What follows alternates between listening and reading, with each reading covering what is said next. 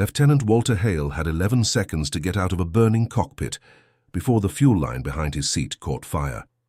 He made it in 6. Beneath him, the jungle canopy of the Kavieng Range stretched unbroken to every horizon. No roads, no clearings, no way for anyone flying overhead to see a man on the ground, even if they knew exactly where to look. His parachute caught in the upper branches of a hardwood tree, 80 feet above the forest floor, and by the time he cut himself free and dropped the last 20 feet into the undergrowth, his squadron was already 3 minutes gone, climbing for home believing he was dead. In the war being fought across the mountains of New Guinea in 1943, that assumption was not unreasonable. It was, in fact, the most statistically likely outcome. What made Hale's case worth examining is not that he survived. It is everything that had to go wrong first, and everything the U.S. 5th Air Force could not do about it. The macro problem, a rescue system with no way to reach. Its own men to understand why a single downed pilot in this theater faced odds close to zero. The picture has to widen first to the entire air-sea jungle rescue architecture the Allies had built across the Southwest Pacific by 1943, and its limits. Unlike the European theater, where a downed airman over occupied France might reach a resistance network within hours, New Guinea offered no such infrastructure. The interior of the island was mapped only in broad strokes. Entire mountain ranges appeared on operational charts as shaded blanks, their ridgelines and river systems essentially unknown to the pilots flying over them. Search aircraft dispatched to look for a downed flyer were, in practical terms, searching for a single man under a canopy that could swallow an aircraft the size of a barn, without leaving a mark visible from 1,000 feet up. Radio equipment issued to fighter and reconnaissance pilots was designed for air-to-air and air-to-ground contact within a few miles, not for transmitting from beneath dense jungle cover to a base 60 miles away across mountainous terrain that blocked line-of-sight signal almost entirely. Command doctrine acknowledged the problem bluntly in briefing language of the period. A pilot who went down more than a few miles inland from the coast was, doctrine assumed, unlikely to be recovered by organized search, and crews were trained accordingly to fly their search patterns for a fixed, limited window, then reassign the aircraft to operational missions. This was not indifference. It was arithmetic. Every hour spent searching a jungle interior for one man was an hour not spent flying the reconnaissance and interdiction missions the wider campaign depended on. The micro-problem. What one man actually had zoom from the strategic gap down to Hale's survival kit, and the mismatch becomes starkly specific. His standard issue emergency pack contained a signal mirror, a compass, water purification tablets, a machete, and rations calculated to last roughly 3 days. A kit built around the assumption of rescue within that window, not indefinite self-sufficiency.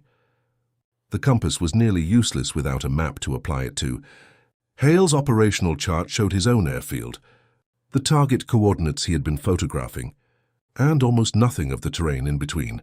Since photographic reconnaissance missions were flown to document enemy positions, not the friendly interior a downed pilot might need to cross, his parachute, once recovered from the tree branches, became simultaneously his most valuable asset and his most exposed liability, usable as shelter and water collection, but a stark white panel against green cover that any patrol, friendly or enemy, could spot from the air or across a ridgeline.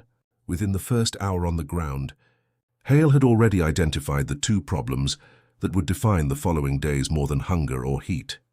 He had no reliable way to determine which direction led toward the coast, and he had no way to signal anyone who might be looking for him without also signaling anyone who was not. Day 1 to 3, the search window. Closes for the first 3 days. Hale did what doctrine assumed a downed pilot would do. He stayed close to the crash site, on the theory that search aircraft would concentrate on his aircraft's last known position. He rationed his 3-day supply of water purification tablets against a stream he located roughly 400 yards from where he had landed, moving to and from it in short trips to avoid cutting a visible trail. On the 2nd day, he heard aircraft engines twice, both times distant and receding, both times too far for his signal mirror to have any chance of catching sunlight in their direction through the canopy. By the 3rd day, The search pattern that 5th Air Force doctrine allotted to a single missing reconnaissance pilot had, by design, already begun narrowing. Hale did not know this. He continued waiting, because waiting was the only strategy his training had given him for a scenario his equipment had not been built to solve. Friction, the jungle does. Not negotiate. What broke Hale's original plan was not a decision. It was rot. The synthetic fabric of his parachute, left folded near his shelter through 2 days of near-constant rain, had begun to mildew and weaken along its seams by the 4th day, undermining its usefulness as a water catchment exactly when he needed it most reliably. His boots, soaked continuously since the landing, had begun to soften at the seams, and the first signs of jungle rot, the skin infection that plagued Pacific theater ground troops as much as any downed airman, had appeared across both feet by day 5. Insects he had no name for opened bites that refused to close cleanly in the humidity. None of this was survivable indefinitely on a 3-day ration kit.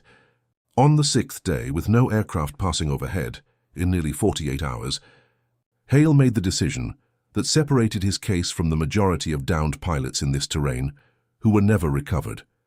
He abandoned the crash site and began moving, using the only reliable directional information available to him, the slope of the land itself, on the assumption that water and terrain both trend toward lower elevation and lower elevation eventually, toward the coast.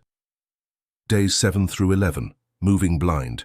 The descent through the Kavieng Range's western slope was not a march in any conventional sense. Hale covered, by his own later estimate, less than a mile a day through terrain where visibility rarely exceeded 15 feet, and where a fallen tree or a steep ravine could add hours to a route that looked, from a distance, like open ground. On the 9th day, he crossed what he believed was a game trail and instead found evidence of a Japanese patrol route, cut vegetation and a discarded ration tin, forcing a wide, exhausting detour around high ground he could not confirm was clear. This was the defining tension of the entire descent. Every choice that reduced the risk of starvation or dehydration increased exposure to enemy patrols operating in the same river valleys that offered the only reliable water and the only passable gradient. There was no version of the route that solved both problems at once. By the 11th day, Hale's rations had been gone for a week, replaced by what he could identify as safe to eat from the surrounding vegetation, a gamble that carried its own quiet risk of illness compounding exhaustion. Day 12. The gap closes, briefly on the 12th day, moving along a ridge above a river he had been following downward for 2 days. Hale heard aircraft engines directly overhead, rather than in the distance for the first time since the crash. A routine patrol flight, not a search mission, flying a scheduled route that happened to intersect his position. He had, by chance rather than plan, moved himself back into the operational flight corridor his own squadron used for reconnaissance runs along the coast. His signal mirror, this time with a clear gap in the canopy above the ridgeline, caught enough direct sunlight to be visible from altitude for approximately 4 seconds, the entire window in which contact was possible. It was enough. The patrol aircraft altered course, radioed a position report, and a ground search element reached Hale's location 18 hours later. Debriefing, what this case reveals treated as an operational case study rather than a survival narrative. 4 conclusions follow. First, rescue infrastructure in this theater was built around statistical triage, not individual guarantee.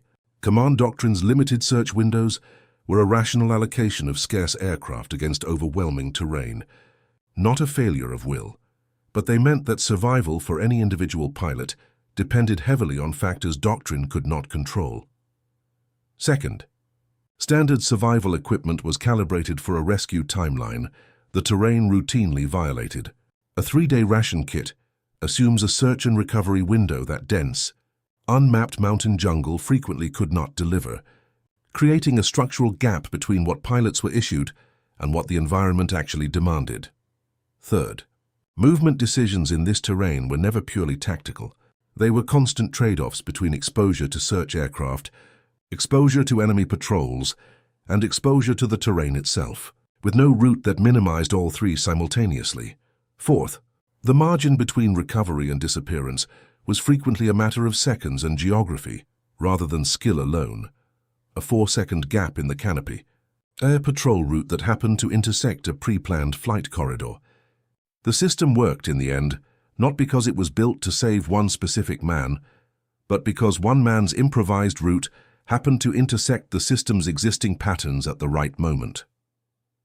Hale's case, composite and illustrative as it is, reflects a pattern documented across dozens of genuine Pacific theater recoveries and an unknown, far larger number of losses in terrain this unmapped. Survival was rarely a matter of discipline alone. It was a matter of discipline, meeting a chance intersection with the very system that had already, on paper, given up looking.